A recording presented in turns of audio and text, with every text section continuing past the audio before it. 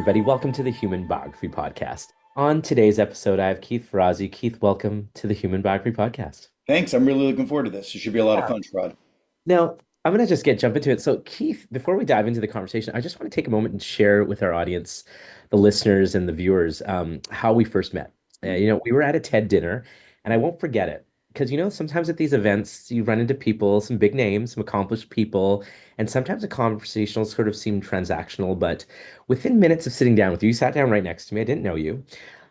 I saw something different. I felt something different. You weren't just interested in networking, you were generally like and genuinely invested in myself and the people around us. And we were all making really beautiful connections, which I've maintained with you, and I really appreciate that. But what stuck out with me is that you started to introduce me to other people during TED. And it wasn't just like, hey, this is Sherrod, he does really great work. You actually spoke with intention and thoughtfulness throughout that whole process. And you wanted to elevate my story and to make me feel seen and my work feel seen. And I really appreciate that generosity because it's rare sometimes, and it speaks volumes about you as a leader, as a human being, and maybe the principles that you teach. Yeah. So when I first heard about your book, Never Lead Alone, I wasn't surprised because everything in this book reflects exactly how you show up in the world. You spent your career like, helping people and teams create meaningful connections, not just for success, but for something bigger. And I want to talk about those things today. And I'm going to start out because I went through the book and I appreciate that from your team. Very, very thoughtful. Um, the concept of teamship, is very, very interesting to me. We've all been a part of teams. Me and my wife are a team. I worked with people in teams. Um, and others, like, sometimes you have to take ownership. Sometimes ownership just flies away, and sometimes it gets taken away. But sometimes it feels like the weight of the work is really on your shoulders, right? But when you talk about teamship, it gets to the next evolution of leadership, where it's not just about one person leading, it's about how a team functions. And sometimes we forget about that because we're in our silos, Yeah. especially right now, we're not working in an office sometimes, Yeah. me not having an office, being in sort of a global sort of place. And that mindset is a powerful shift. And I want to ask you, just sort of start off here, what is the difference between teamship and traditional leadership in your mind? Yeah. And I'll start there. And first of all, welcome to the Human Biography Podcast, Mhm. brother. I Thank love you you. so much. Yeah. Thank you so much. That's very kind. Well, first of all, let me go back to that dinner. Yeah, please. And I'd like to come over to the book in a moment. But Yeah. look, I mean, I think there's a couple of things. First of all, nothing that you've commented as being special needs to be special. It could be Mm. ordinary, but it does take a simple choice. I do have a bit of a special sauce in terms of being able to ask a table a question and get folks to be vulnerable quickly. That's right. But that's something we could all master. Wow. Yeah. And when we show up at a dinner that is transactional in nature, which is most dinner parties. I mean, I just had a dinner party at my home last night, and Yeah. it was three couples, and we could have just kibitzed all night, and people put on different shows in terms of humor and whatever. But Sure. I just asked, I brought out a very simple question. I said, before we go on, maybe we can all go around and just, what right now is the sweetest thing going on in your life, and what right now are you struggling with? Wow.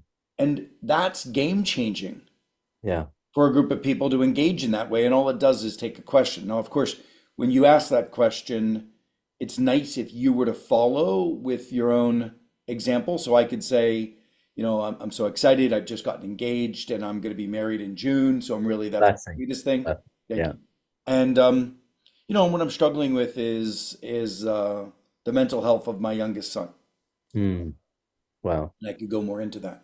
Yeah. So if I do that, I'm setting a table for others to share. And then what happens is real people show up. And Yes. real people are waiting to show up all the time. And that's true of your team. You Yeah. mentioned, you and your wife. You mentioned Yeah. you and a group of people coming together on a biography project. That's right. This group could show up. I always, and this is now I'm bridging into the book. There's Yeah. three layers of highly productive relationships. Yeah. One layer is the strength of the relationship itself, which is Yeah. being able to care about each other, bond, keep up and prop up each other's energy, celebrate each other. That foundational layer of having each other's back. Yeah. Then there's a next layer, which is around the challenge layer, challenging Mm. each other, debating each other, pushing each other higher, learning from each other, coaching each other. Yeah, That challenge layer on top of the relational layer. And then absolutely. finally, it's the I call it I call it the collaborative layer, where you work together in a way that 1 + 1 = 5. Um, Well, and you are using some of the modern day technologies to be able to get a ton of insight and information. I mean, think about this. It yeah, wasn't long ago that if you wanted to do this, I had to show up in your studio, yeah, yeah, yeah, absolutely. right? I mean, now we've got these amazing technologies and you're able to Absolutely. people, et cetera. So um, it's my book attempts to take 24 years of research on high performing teams Yeah, and give you some really simple practices on how groups of people working together could work together differently yeah. to bust through levels of success they've never had before. This concept actually, I asked the first question, but actually I was thinking about this because I'm in a partnership, my wife and I own this company. And so we play a role within each other's lives, and we play a role in each other in this business and then beyond, or as parents, and it keeps going on and on and on. And there was this idea that you said, in the book about co-elevation, which I found like I never thought about that. So like a lot of leaders struggle with the idea of letting go. Me, myself, I think I have certain traits that I'm really good at. That there's this belief to be a strong leader, you have to have all the answers, you drive all the decisions and keep everything going. But then you argue that the best teams don't rely just on a single leader. They have to co-lead. Yeah, so co-elevation is a commitment among a group of people working together Yeah. that we are going to have a shared commitment to an outcome, a mission. Yes. We equally have a commitment to getting each other there. So Absolutely. you're in a partnership with both your wife as a significant other, but also a business partner. I Absolutely. might suggest the following couple of exercises. Great. Great. Um, One of them is tee up a dinner sometime and say, tomorrow night we're going to have dinner, and there's two topics on the table. Yeah. One topic, we're going to give each other a little bit of curated feedback Yeah. in service of each other's success. Great. And, I'm going to get back to that in a second, but the question is quite simple. What is one thing over the last couple of months you've appreciated the most Yeah. and about the other person? And Yeah. going forward in the next couple of months, because you care for that person's success, what one thing might you suggest? Wow. Really Okay. simple. Like, so what did you admire for the past couple of months, and what one thing might you suggest for the next 2 months? And that's a simple curation. Now, the one thing that I think is important is that the person has liberty and Yeah. agency to take that advice or not. Yeah. That's right. That's right. You can't, when you're giving peer-to-peer feedback, you can't give it as a directive. That's right. That's right. You've got to give it just as generous input and then leave it in the person's hands to do with what they want. That's right. Because yeah, if in a traditional organization you have authority, you're certainly welcome to tell somebody you need them to do this task versus that task. That's one thing. But when teamship is coming to life and you're opening up a dialogue where the team has each other's back, the team is holding each other accountable, the team is giving each other feedback, then this feedback is inputs, Yes. not a directive. It's, yeah, it's interesting because like again, in your book, it was really clear to me. And this meeting idea is actually really important because I feel that sometimes we're in a meeting or we're connecting, Yeah. not just me and my wife, but me with maybe my team that I'm working with to make like a film team or even a client relationship sometimes where someone clearly disagrees with an idea, but instead saying something like stay quiet or just lean in a little bit and just observe. Then as soon as the meeting ends, there's this real conversation that really starts. People start talking in whispers. They send text messages. They vent to another colleague. Like it's all human nature. But you say that this is conflict avoidance, right? In the Yeah, book. the worst behavior a team can practice Yeah, is conflict avoidance, lacking yeah, transparency. that's Now, right. part of the reason is there's not psychological safety to have the honest conversation. Right. That's right. Yeah. So, we that's why I was just a moment ago repositioning from if you're giving somebody who's a peer of yours, like your spouse, Sure. feedback, you're not allowed to be giving them a directive. That's right. That's You're right. giving them advice, Yeah. Yeah. and they have the right to take it or not. And it might frustrate you, and it might make at some point, you decide to leave the relationship if you choose to do so. But you've got to have, people have to have agency over the feedback of peers. Again, it's Yeah. different if you're their boss. Yes. It's if you're the boss, you're allowed to give directive feedback. But I have to tell you, even with my children, I find that as I and they have grown older, I'm better off giving them input Yes. than Yeah. trying to think that I have the right to give them a directive. And then I'm going to take the opposite side of this, because I'm applying actually a lot of the book I'm applying is in my life and my work actually. Yeah. So I want to tell you it works both ways because there's this idea of the role of peer recognition and celebration, right? So there's the other side, and having that happen naturally.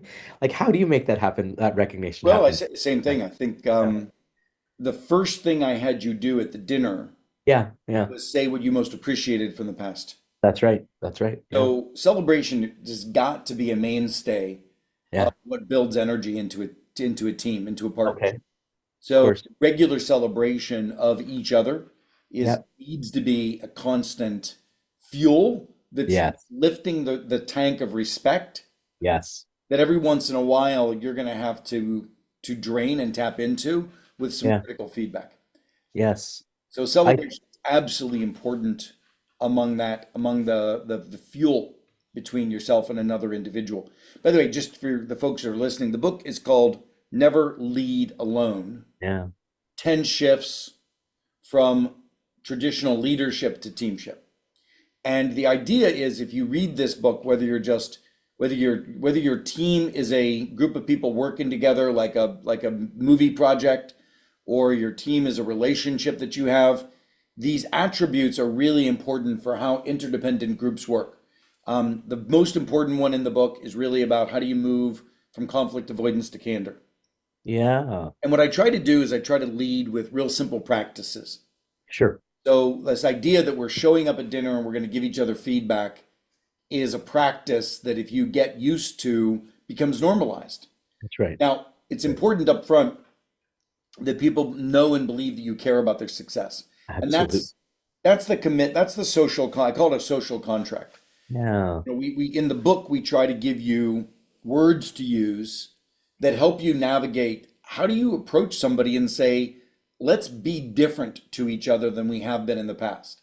So I Yeah. just this morning before I came to you here, Yeah. working with a team, one of the planetary satellite companies, and I had the top leaders in a room, and they have constrained resources to get the job done. Yeah. They have eroded into a sense of competitiveness around those resources. Wow. And Okay. that's very natural in an organization or among any partnership where you can't get it all done. You have to make some bets. Sometimes the bet that you have isn't going in your way. Yeah. And what Yeah. often happens is you get into these silos, these frustrations that turn into fractured relationships, Right. and it just erodes the ability for a team to work together effectively. Mhm. So first thing I did is I did a survey, which is in the book, Yeah. of how do we behave together today? Yeah. Found out, like a fewer than a third of the people felt that they could courageously speak up in a room, Wow. right? Less than 10% of the people thought that their meetings were productive. Yeah. Um, they actually had a high degree of relational strength. They cared about each other, which was nice. But they Yes. weren't acting on that. They were caring about each other, but they weren't pushing each other to be better. Yeah. That's They right. weren't each other's coaches. So I lay these things out. Use the diagnostic, and the diagnostic might be a fun set of questions you ask Sure. at your dinners with your partner. I Hey, let's start talk about to, when you think about even conversations that I have with people, I work in a very technical sort of field. We make video content, but I'm a creative as well. yeah. and it's about being agile. Okay, and I want to talk about that agile, like sort of the new operating system for teams, right? And I want to really bring that word in because I thought for so long being agile was a very related to sorry, people in the technology sort of realm. Mm. But if you ask a marketing or HR team if they're agile, they might not know what that means. And I want to ask you, how does a non-tech team start working in a more agile way? Yeah, Yeah, thank you. So agile to me is not like if you there's lots of books on agile that'll make your head spin. sure. Yeah. I just want you to think about this. Take your goals for the year, Yeah. and for every big goal, break it down into what one needs to achieve in the next month.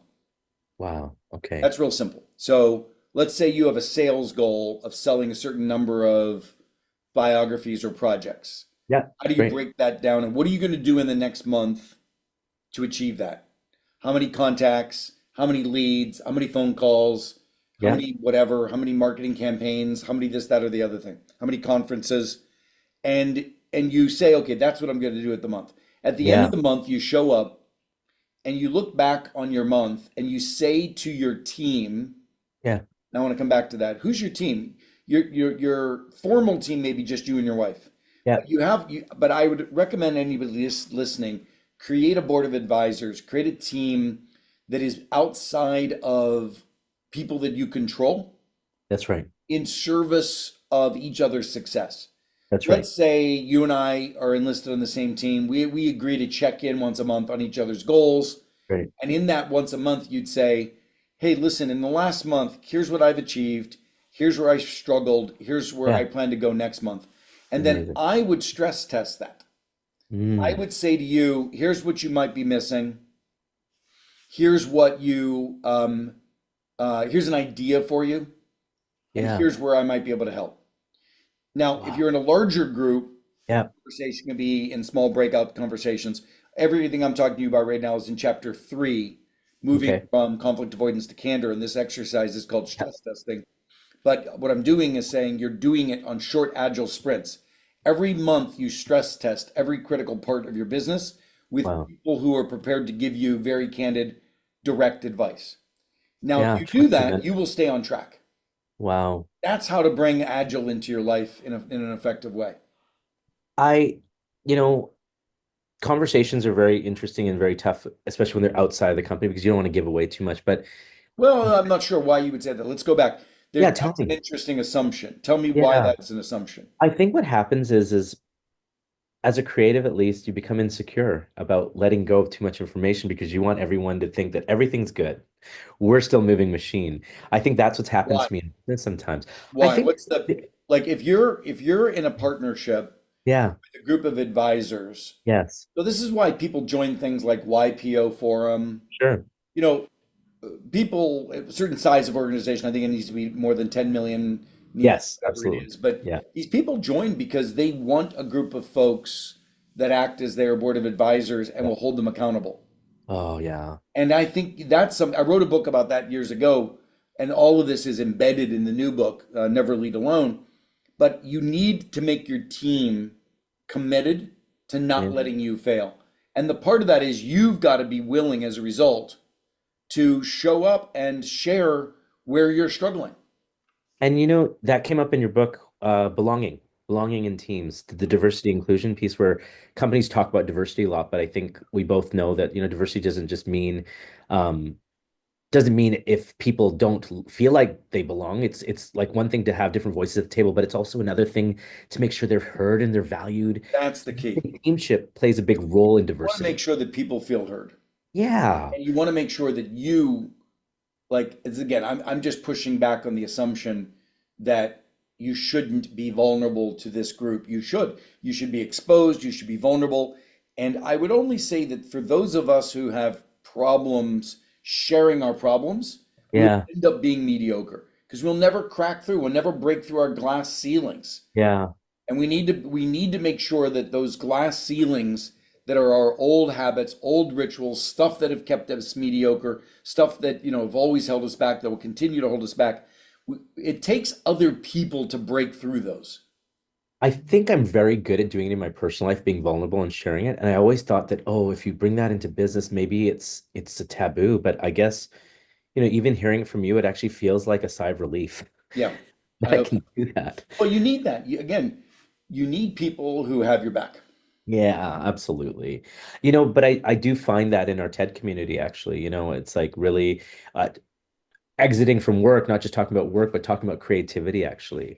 To take on creativity as my full-time role after working so many years in industry and for the last 15 years being a full-time creative, it's been actually a sigh of relief just to have that piece.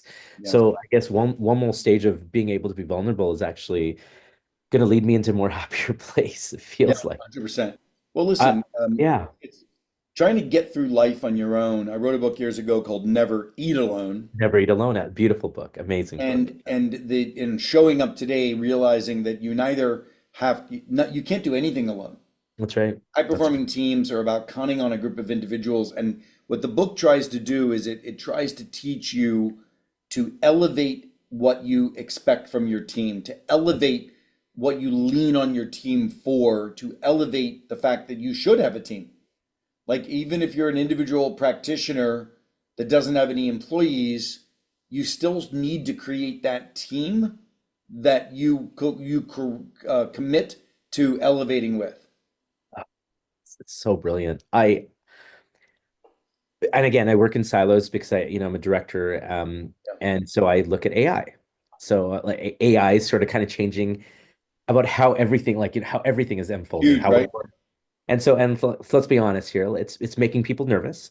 Yeah. Some worry about it'll take your jobs. It's going to retake everything. Others think it might make work feel less human. Yeah. You see AI as something that can actually enhance team collaboration, and I want to go deeper into that. How do leaders strike that balance, like using AI for Well, efficiency? first of all, let's Yeah, realize that yeah, I always say to teams, you cannot fight gravity. yeah. So what's going to happen with AI is going to happen.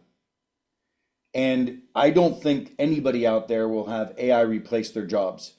I do think that Thank goodness. I do think that that a lot of people will have their jobs replaced Yeah, by individuals who are leveraging AI. yeah, Meaning, if you aren't embracing AI to redefine what you do, yeah. you're definitely going to be left behind. That's 100%. right. That's right. And the mix in your world around production, Yeah, same as in my world as a writer, yeah. there's so much AI can do Absolutely. to elevate what I'm writing, Yes. stress test it, add additional thoughts and ideas to it, expose me to other people's points of view, etc. Um, and ignoring that would be to my peril for sure. I mean, I think that, leadership has like taken a lot of different realms throughout time where people were, it was a hierarchical thing, and now people are getting able to talk to their leadership directly. And then the changes that are happening quick. So you've worked with some really big companies here, like Deloitte, Starwood, and I'm sure you've seen some leadership done both really, really well Mm, and maybe really, really poorly. yeah. In all your experience, what's one leadership lesson that completely changed the way that you think about teams? So the book is organized around 10 shifts Yeah. that I have researched need to change in how people work together. Yeah. And the biggest one, as I mentioned, is the shift from conflict avoidance to transparency and candor. But that's pretty Yeah. That's well right. known. My book actually have some really simple practices to bring it to life. But I'll tell you, one of the shifts is it's one thing for a leader to worry about their team's energy and how people are doing. It's another thing to get a team to worry about each other. Yeah. Wow. And that's powerful, to get a team to have each other's back, to get a team to commit to owning each other's energy, lifting each other up, being responsible for the resilience of each other. And there's a Wow. simple exercise I love to do called an energy check, where a Yeah. team would just say, listen, what's your energy and what's bringing it down? Yeah.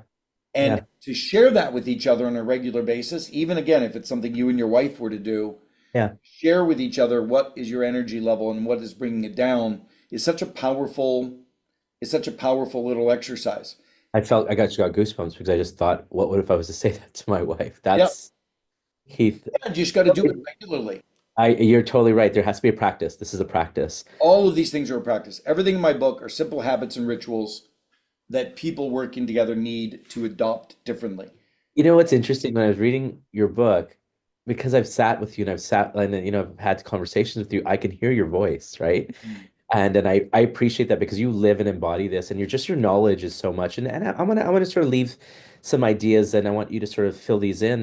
If a leader was to read your book today, what are the first three steps they should take to implement teamship in their organization? Um, yeah, the fun thing about the book is it just gives you, there's 32 practices that we have Right. researched. And, like there will be two or three of them that really stands out to you Yeah. as approachable and as powerful to what you need. Yeah. Um, and I just want you to try them on, like the energy check is a powerful one. The stress test, where you show up and stress test, each other's work on a monthly basis. Somebody reports, here's what I've achieved, here's where I'm struggling, here's where I'm going. And then the feedback is, here's what you might be missing, here's an innovation. If you just create habits, rituals of these simple practices, it's game changing to a team success. All the practices I know work because they've been curated from high performing teams, taken out and applied to enough teams that I know that they're going to move the needle. So, what I want your listeners to do Yeah. is to try some of these practices that move from conflict avoidance to candor, that move from individual resilience to team resilience, that move from paltry, minor celebration to constant peer to peer celebration, that Yes. move from accountability, which is hierarchical, to accountability that's shared, with each other. Even just the definition of team, where team is defined as those that report to you and you're paying, to team is defined as the people that you need to get the job done, your advisory board, etc. So I've just given you six different practices and Amazing. shifts. Amazing. I hope your listeners will take. Yeah, Well, they need to get this book because it's kind of thank you. become like this idea that, again, I added this. I mean, again, because I mix my business and pleasure in my Yeah, family life, but this is a life. These are life lessons as well. These are big life lessons, and because actually, like it's so interesting when, if I was to describe you and our conversations, they're so personal. They're not business conversations that you and I have ever had, and yet you've created this idea that there's practical reasoning and practical knowledge that you're sharing with people to the masses, and I appreciate this so big. It's actually it's making changes in how I think. I want to thank you first of all for sharing your time. Number one, my Keith, you're pleasure. lovely, and I hope I get to see you in April. I hope I Yeah, get are to you see. going to be at TED? Yeah, of course, Sure, and I'll see you there. I want to thank you for sharing your stories and reminding us that at the heart of this all, business leadership innovation, it's all really about people. Yeah. As I like to say, it's about human storytelling. And I want to tell you that and thank you for doing that. Because as a young person myself, I don't know where to look towards. And so, I'm going to get those group of advisors. I hope you're one of them for me, Please. I I'm going to have those conversations with my business partner and touch base with them more regularly because we think that sometimes I think that I've got to take it on all myself. I really believe that being a singular sort of person. But I think the open conversation piece around implementing teamship is really important in life. I'm sold on this. And No more, I created a word around it called co-elevation. yes, And I love that for relationships of all sort. Love relationships, business relationships, pushing each other higher, elevating each other. And I wish that for you, and I look forward to hearing how it goes when we see each other at TED. what are you looking forward to this year? At TED? In general, what are you looking forward to this year? Well, I'm getting married. That's about as Yeah, that's a blessing to real as it you. gets. That's a big Blessing. blessing. Yeah. So I'm very excited about that, and yeah, I'm also looking forward to get organizing my life differently so that I Yeah. can spend more time with the love of my life. Oh. Well, keep leading, keep growing, and most importantly, never lead alone, everyone. Until next time, ladies and gentlemen, the Human Biography Podcast, Keith Ferrazzi, my brother, thank you so much.